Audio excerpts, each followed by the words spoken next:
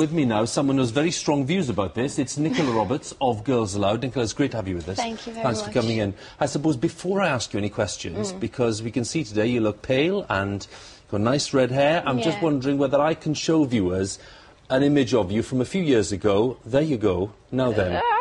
We're looking rather tanned, aren't we? Very tanned. Very tanned. Very tanned. I think I'm darker than Nadine then. She's olive-skinned.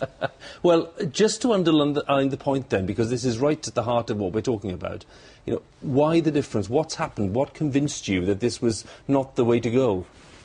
Do you know what it was for me is fake tan was very messy. Obviously I was really young when I was using the fake tan and I didn't care. I had a very, you know, narrow-minded view on what was pretty and what wasn't, and I automatically thought that tanned was attractive, and that wasn't something that was drummed into me. That was just something that my natural eye saw, as do, you know, a lot of people.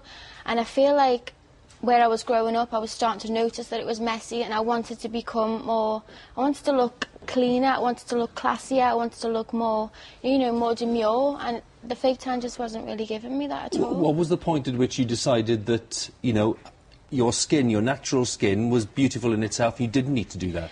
I mean, you know, it took me a long time, and there are still days when I feel like, oh, you know, I wish I was a little bit like this, but the majority of the time I'm really happy with the colour I am, and I don't know, you know what, I grew up and I started to see different things, you know, I became more interested in fashion, and I was looking at people like, you know, Lily Cole and, you know, Sophie Alice-Bextor and all of those beautiful women with the pale skin, rather than looking at the run-of-the-mill tanned average lady. And I found it attractive rather than what I used to find attractive.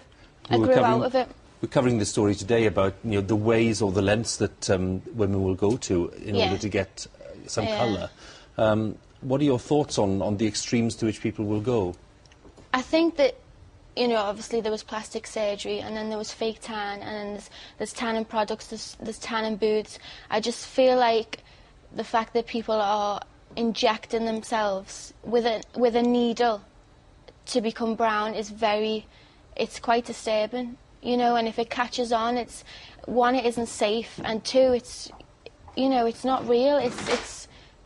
I think it's so drastic for a tan body. For what? Just to look healthy. Just put a bit of makeup on.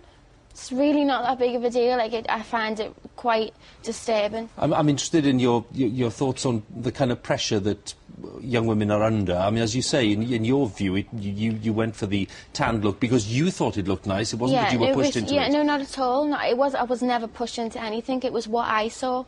What I saw when I looked at myself back on TV.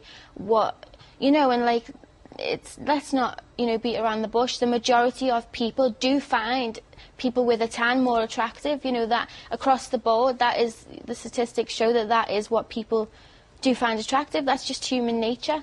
But I think that people should look past that, and it's not all about that, and there are other things that can be pretty, not just a tan. You're here to tell us that pale is good. Pale is great. Yes. It's a good message to all viewers. Yeah.